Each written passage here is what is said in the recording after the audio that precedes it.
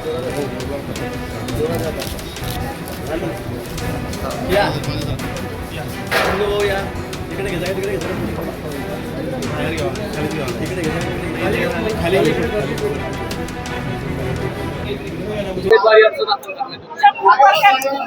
विधान परिषदेसाठी अर्ज भरण्याची शेवटची तारीख आहे, शेवटची मुहूर्त आहे आणि आज आम्ही महायुतीतर्फे भारतीय जनता पक्षाचे नंदुभाऊ महाजन याचा उमेदवार अर्ज तर थोड्याच वेळामध्ये आम्ही भरायला चाललेलो आहोत.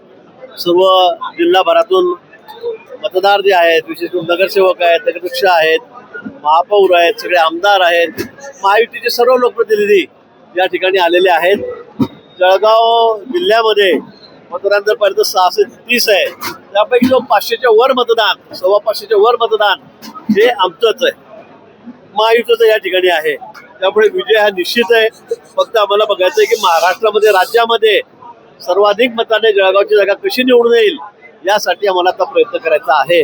त्यासाठी आमचा आता प्रयत्न चाललेला आहे आणि मला खात्री आहे की यावेळेला नंदू महाजन हे बहुमताने, मोठ्या संख्येने या ठिकाणी निवडून येतील.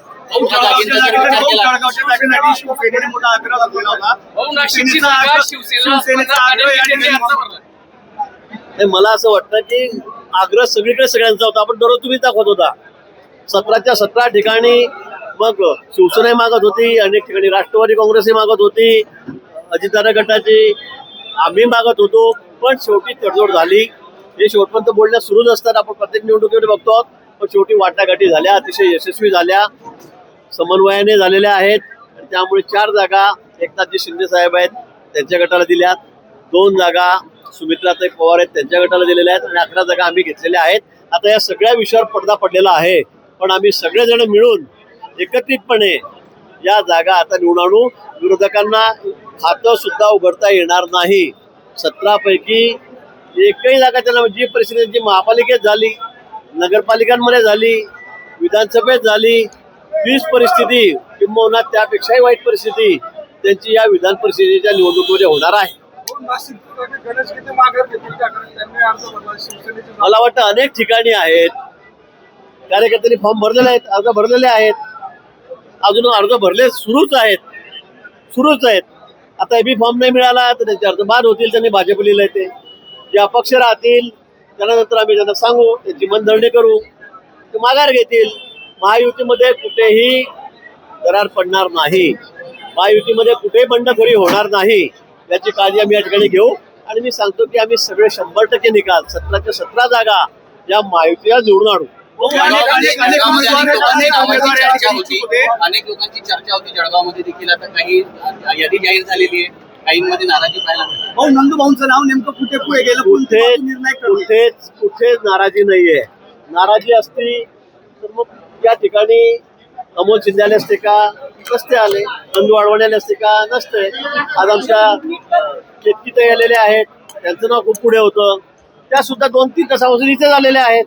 गोविंद अग्रवाल आहेत आमचे नगराध्यक्ष शेंदुर्णीचे, ते सुद्धा या ठिकाणी आहेत. आमच्यामध्ये कुठेही नाराजी नाही. तुम्हाला कोणी बोललं का? नाही. त्यामुळे आता सगळ्यांनी ठरवलेलं आहे, सगळे मिळून आता ही जागा लढवायची आहे. मग आमच्या पक्षातले असतील का महायुतीचे घटक पक्षातले लोक असतील, नेते असतील, आम्ही सर्व मिळून ही जागा विक्रमी मतांनी यावेळेला निवडून आणू.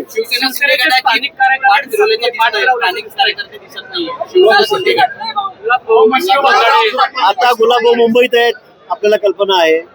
अमोल भाऊ या ठिकाणी आहेत, चंदू भाऊ आहेत, त्यांचा मुलगा या ठिकाणी आलेला आहे. पण तुम्हाला जे लोक बाहेरगावी आहेत त्याच्याबद्दल आपण काय चर्चा करायला मला कळत नाहीये. सगळे या ठिकाणी आहेत, रोज चर्चा झालेली आहे. कालपर्यंत आम्ही सोबत बसलो होतो, माझ्या घरी बसलो होतो. गुलाब भाऊची आज सकाळी झाली, आता एका तासापूर्वी चर्चा झाली, त्यामुळे मला मुंबईला थांबावं लागलं, म्हणून मी इथे आहे. आणि त्यांचे नेते वेगवेगळ्या ठिकाणी फॉर्म भरायला गेलेले आहेत. आता मलाही नाशिकला जायचंय, मलाही नाशिकला, पण मी थोडी प्रायोरिटी जळगावला दिली की मला ते म्हणजे काही गरज नाही, ते तुम्ही तिकडेच या. पण मी इथे आता फॉर्म भरला, आता इथून मी नाशिकला चाललेलो आहे. त्यामुळे काही जण या ठिकाणी येऊ शकल्या नाही. अनिल दादा आहेत, आमच्या वहिनी या ठिकाणी आलेल्या आहेत, गुलाबरावजी देवकर या ठिकाणी आहेत, सगळे या ठिकाणी आहेत. आता एखाद दुसरा जण नसला, त्यांना बाहेर जावं लागलं फॉर्म भरायला नेते म्हणून, तर मग त्यांचं नाव घेऊन आपण दरार पडली, नाराजी आहे असं समजण्याचं अजिबात कारण नाही. प्रताप पाटलांना नाराज झाल्याचं पाहायला मिळतंय. आता मी तुम्हाला तेच सांगतोय की आता जागेचं वाटप झालेलं आहे. 4 जागा शिवसेनेला मिळाल्या, त्यात त्यांनी ते 4 जागा मागून घेतलेल्या होत्या, आधी मागितलेल्या होत्या. आणि त्यांची जागा नाशिकची आहे. मी त्यावेळेलाही म्हटलं होतं की नाशिक तुम्ही आम्हाला देत असाल तर आम्ही तुम्हाला देऊ, पण ते त्यांच्याकडून होऊ शकलं नाही. त्यांना एकनाथजींनी संमती दिली नाही, त्यामुळे मग ही जागा आम्हाला सोडता आली नाही.